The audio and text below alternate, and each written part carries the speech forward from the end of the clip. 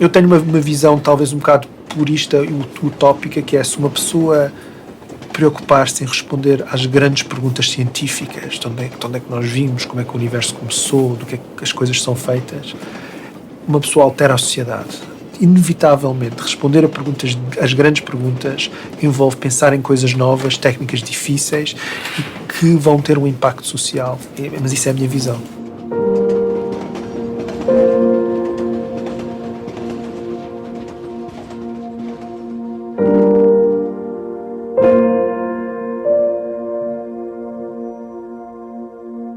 A ideia de uma teoria de tudo é uma ideia real, e é que nós podemos escrever uma teoria, e quando eu digo uma teoria matemática para tudo. E quer dizer, é um ponto de vista redutor, mas eu sou um reducionista, eu acredito nisso.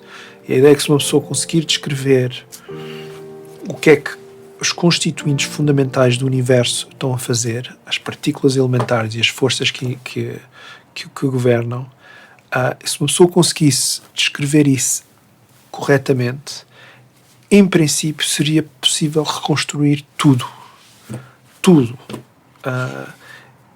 Agora, praticamente,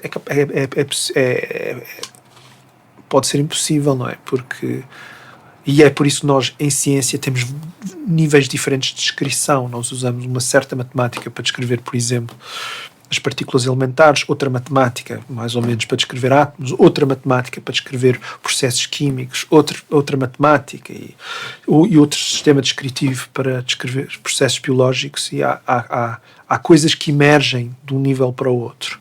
Mas eu acho que, no fundo disto tudo, há uma teoria de tudo, que descreve tudo, e que é simples, e que descreve os constituintes fundamentais do universo. Uma tarde de inverno em Oxford. Pedro Ferreira, um astrofísico que se dedica ao estudo de estruturas de grande escala no universo. A ciência, a matemática e a estatística são formas de liberdade. Pensar, medir, explicar e construir. Explicar a maçã que cai e os planetas que giram. O infinito é importante, o infinitamente distante e o infinitamente pequeno. Encontrar uma teoria de tudo, construí-la passo a passo a partir do que de mais pequeno existe no mundo físico. A liberdade da ciência pode ser maior que a liberdade política. Fazer ciência é o que se chama criatividade constrangida, ou seja, uma pessoa tem uns parâmetros muito fixos do que é que pode fazer, mas pode fazer coisas fantásticas, e o truque é, dentro dos parâmetros. E o que é que são os parâmetros?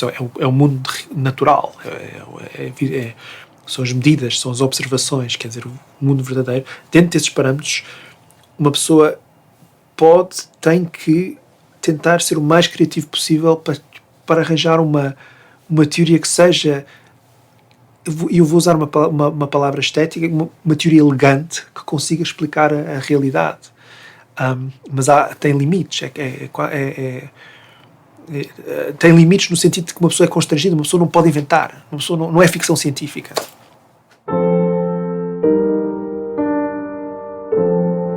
Há coisas que eu acho que nunca vamos saber. A mesma coisa em relação ao universo. Há um limite, conseguimos ver o universo até uma certa distância, é impossível ver mais. Na prática é impossível ver mais do que uma certa parte do universo. E isso são limites. Agora, se isso quer dizer que nós chegamos agora aos limites do nosso conhecimento, eu tenho uma data de exemplos de pessoas fazerem afirmações no passado em que diziam que tínhamos chegado ou não aos limites, e, por exemplo, o Kelvin, que foi um físico importantíssimo, disse no fim do século XIX: não há nada novo para ser descoberto na física agora. A única coisa que falta fazer é medir. E, quer dizer, isso foi antes da mecânica quântica, antes da relatividade geral, antes do modelo padrão, antes de tudo. O Hawking disse em 79, o objetivo da física teórica, que é encontrar a teoria do tudo, vamos chegar a essa teoria no fim deste século XX. Okay? Estamos na segunda década do século XXI e não temos essa teoria. E portanto, há vários exemplos assim.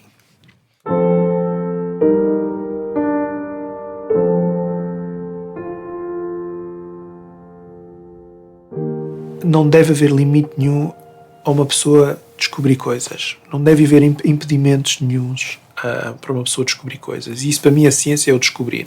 Fazer as perguntas certas e descobrir. Usar as descobertas para fazerem certas coisas, provavelmente sim. Quer dizer, tem que haver certos limites. Não? Quer dizer, uma pessoa não deve ser encorajado a armas bacteriológicas. Não deve haver, quer dizer, tem que haver limites, tem que haver alguns limites, mas, por exemplo, em relação à bomba atómica, a pergunta teórica, será que é possível construir uma bomba atómica? Não me é claro que uma pessoa não deva fazer essa pergunta e tentar responder essa pergunta. Claro que a consequência de responder essa pergunta é que torna possível construir uma bomba atómica. Portanto, é uma situação complicada e eu não sei responder a isso. E essa não é uma questão que deve preocupar os cientistas, necessariamente? Eu acho que preocupa os cientistas, e os cientistas questionam-se muito sobre isso. A verdade é que a maior parte dos cientistas não trabalham sobre assuntos onde haja dimensões éticas desse género. E, portanto, eu, por exemplo, o que eu faço é bastante esotérico. E eu não me preocupo muito sobre isso. Não é o tipo de coisa em que eu tenha que me debruçar. Nós, quando preenchemos... quando concorremos a financiamento, muitas vezes temos que preencher uma ficha que é a ficha ética. Qual é a dimensão ética? Eu não tenho parte... Isso é fácil, tenho uma cruz em que digo não há. Não tenho que me preocupar com isso. E, no entanto, houve tentativas, por exemplo, julgo que em relação à teoria da relatividade, regimes totalitários que tentaram inibir, digamos, o seu desenvolvimento ou a sua difusão. Isso é... Portanto, o progresso da ciência tem esses aspectos sociológicos interessantes. Einstein cria esta teoria da relatividade geral em 1915 e há toda uma euforia durante os anos 20. Nos anos 30, a teoria é, de certa maneira, suprimida em certos países. Por exemplo, na Alemanha, com a subida do Reich, começa uma campanha para o que se chama a Deutsche Physik, a física alemã, que é especificamente uma campanha contra físicos judeus. E tem um impacto devastador na física alemã, consegue correr com a maioria dos físicos, com os físicos judeus no sistema académico alemão, e consegue, no fundo, destruir a física alemã. E um dos ícones, ou um dos anti-ícones da Deutsche Physik é o Einstein. São a teoria da relatividade, que consideram esotérica, difícil, pouco clara, que não é o exemplo perfeito da física judia, que eles não querem. Claro que Einstein deixa Berlim em 1933 e, portanto, já não deixa de fazer parte desse sistema, mas é um impacto devastador. Um outro exemplo interessante é na União Soviética, em que uma corrente de filósofos decide montar uma campanha contra a física teórica, porque dizem que a física teórica, a mecânica quântica, a relatividade geral, essas coisas todas, é demasiado idealista e não se enquadra no materialismo dialético em que eles trabalham. Eles escrevem artigos, por exemplo, contra o reacionarismo na física einsteiniana e conseguem intimidar uma série de físicos com isto.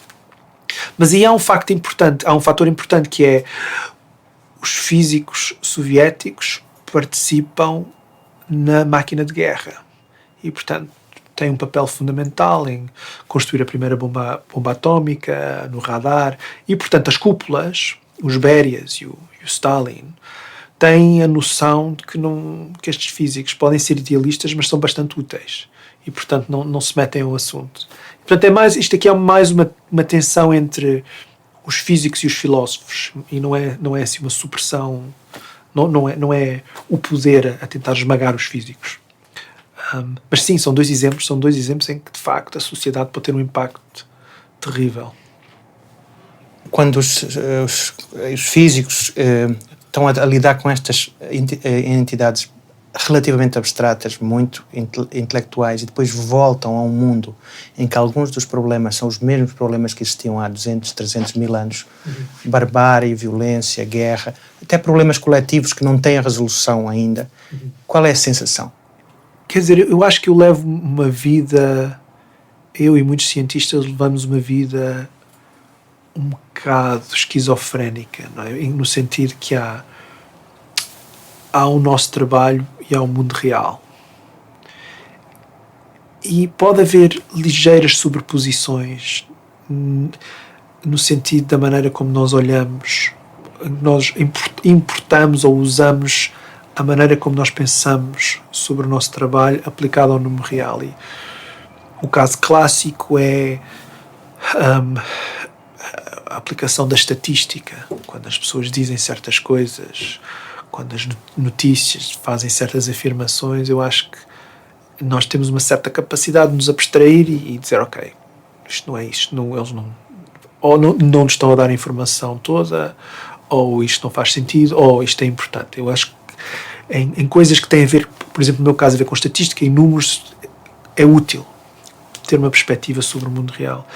Em relação a pessoas eu não acho que seja mais capaz de olhar para o mundo do que qualquer outra pessoa. Não tenho a ciência não me deu nenhuma técnica que seja útil para resolver os grandes problemas ou para perceber os grandes problemas. Portanto, não se quer dizer, há situações interessantes. Por exemplo, muitos dos meus colegas são ateus militantes, não é? E baseiam o seu ateísmo no facto de serem cientistas. Mas, por outro lado, eu tenho colegas que não são ateus, que são crentes, que são muçulmanos, que são hindus, que são católicos. E, portanto, é mais que óbvio que é uma opção que eles têm. Eu acho que o facto de serem cientistas dá-lhes um certo número de argumentos interessantes e com o qual eu simpatizo bastante, mas eu acho que em muitos casos não é a razão pela qual eles são ateus. Acho que é uma coisa muito mais cultural, faz parte da nossa vivência. E essa é uma questão importante quando se está a estudar as questões que normalmente estuda. Se há uma presença que é da fé divina, presença divina, é uma questão importante para si, para os seus... A religião tem zero de importância naquilo que eu faço. Não afeta em nada as decisões que nós tomamos, a maneira que nós pensamos das coisas. A ciência e o tipo de ciência no fundo é um pacote de ideias, de conhecimentos, de técnicas completamente autoconsistente que existe completamente independentemente da religião.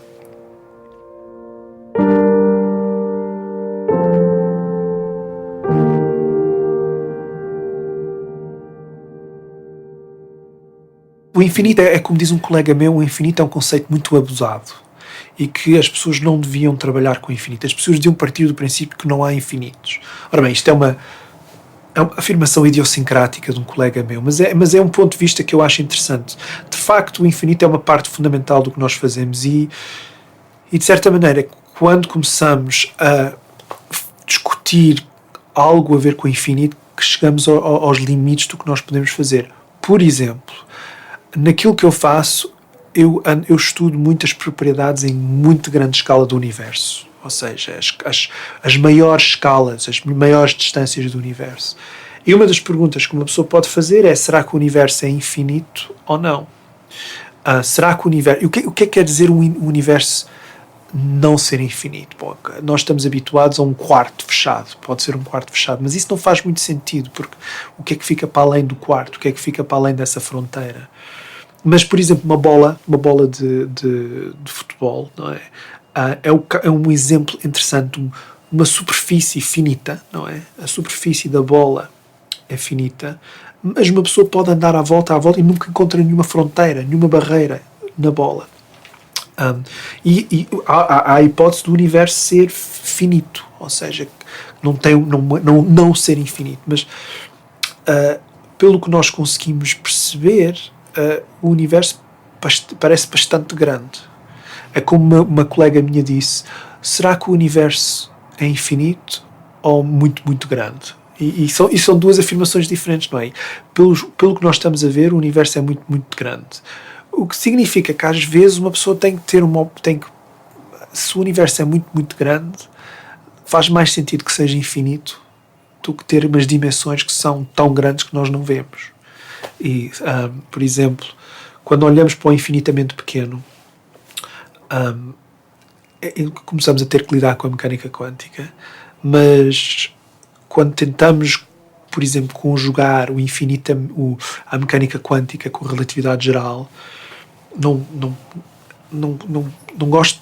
se conjugam, não funciona. E então, uma das ideias que começa a aparecer agora é que não existe o infinitamente pequeno. Se uma pessoa olhar para o espaço-tempo, e for olhando cada vez mais, há um limite ao espaço.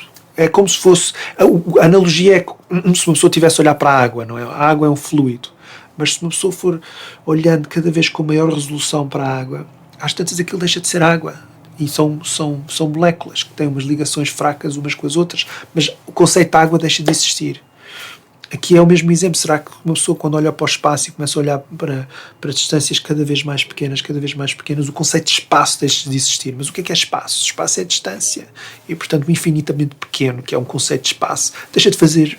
Ou seja, nessa viagem de grandes distâncias, esta ideia de que estamos a receber informação dos primeiros momentos, entre aspas, da existência do universo. Sim. Que é muito sugestivo, porque há todos os mitos da criação. Deus criou. Sim. Agora de certa forma paralelo Big Bang. Até onde é que vamos ser capazes de saber, conhecer? Até 400 mil anos depois do Big Bang, um segundo?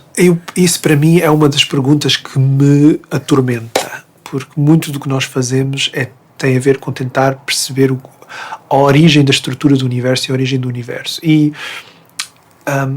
se nós conseguíssemos... Quer dizer, nós já conseguimos atingir frações de um segundo, mas frações microscópicas de um segundo universo. Olhando para a estrutura em grande escala e partindo de alguns princípios, conseguimos fazer isso. Mas mesmo assim, não há assim muita informação. Conseguimos ter assim um esboço de como é que o universo começou, ou conseguimos ter um esboço de como é que o universo era nessa altura. Porque uma pessoa pode fazer a pergunta: será que o universo começou ou sempre existiu? E isso é um dos problemas que as pessoas estão a tentar perceber agora e estão a tentar confrontar com observações, e é muito possível que nunca vamos conseguir responder a essa pergunta, que nunca vamos saber se o universo começou ou se havia um pré-Big Bang, se havia um momento antes do Big Bang, ou uma existência do universo antes e que o universo sempre existiu. Não é trivial, mas importante. Popularmente há muito esta ideia de nos libertarmos da Terra, encontrarmos outras terras. Sim. Qual é... somos livres para sair desta Terra eventualmente? Há um grupo na minha universidade que está a estudar qual é que seria a melhor estratégia de colonizar a galáxia. Como é que uma pessoa usaria a energia solar ou a energia das estrelas, construir naves espaciais e tudo. E a coisa fantástica da ciência é que tudo é possível, no sentido em que uma pessoa pode fazer a pergunta que quiser e pode sentar e pode calcular. ou se consegue ou não se consegue. E a verdade é que ainda não temos a resposta, ainda não sabemos qual é a maior distância que vamos poder deslocar-nos, se nos vai levar 1 milénio, se vai nos levar 100 milénios a fazer isso, se a Terra vai ainda vai ser habitável ou não. Mas podemos começar a responder a essas perguntas, podemos trabalhar sobre essas perguntas. E, portanto, isso é um assunto legítimo. É um assunto legítimo saber que se vamos conseguir povoar o sistema solar. Acho um pouco complicado. O sistema solar não é um sítio particularmente hóspede, não é? Mas, por outro lado, nós já descobrimos uma data de estrelas noutras partes da galáxia. Por outro lado, são muito longe. Portanto, tínhamos que arranjar uma maneira de irmos para lá, e eu não estou a ver como é que isso seria possível. Portanto, eu não sei, eu não quero ser não quero ser o cínico, não quero ser a pessoa cética, mas parece-me difícil. Mas há pessoas a tentar responder a isso, e confio mais neles do que no meu cinismo. Imagine that you have just entered an elevator on the ground floor of a tall building. The elevator starts to go up, and in those first few seconds, as it accelerates, you feel just a little bit heavier. Conversely, suppose you are now at the top of the building and the elevator starts to go down. During those initial moments when the elevator picks up speed, you feel lighter. Of course, once the elevator reaches its maximum speed, you don't feel any heavier or lighter. But during those moments in which the elevator accelerates or decelerates, your sense of your own weight and hence of gravity is skewed. In other words, what you sense of gravity is completely dependent on whether you are speeding up or slowing down.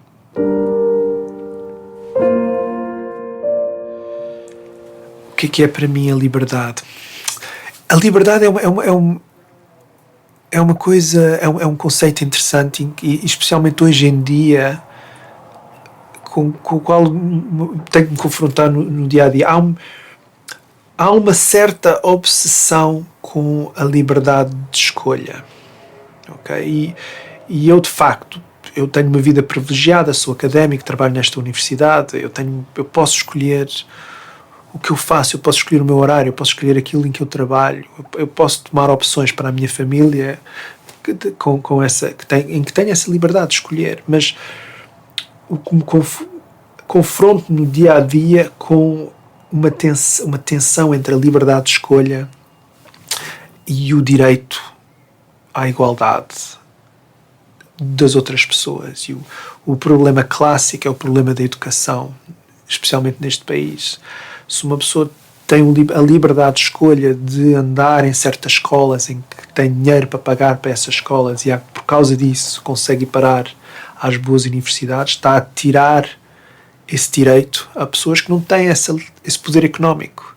E, portanto, eu acho que foi o Isaiah Berlin que disse que é a liberdade, uma pessoa tem que contrapor a liberdade de escolha da minoria com o direito à igualdade da maioria. E, portanto, a liberdade para mim neste momento é uma coisa com que eu me confronto em termos da minha vida do dia a dia, mas eu acho que é um conceito que pode ser corrosivo.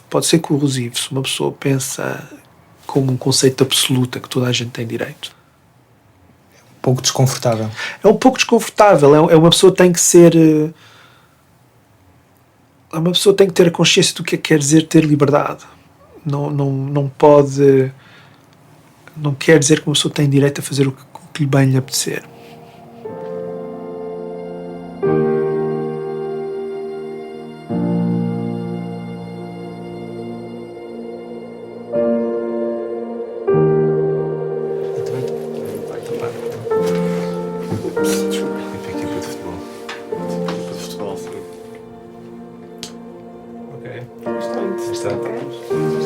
Great.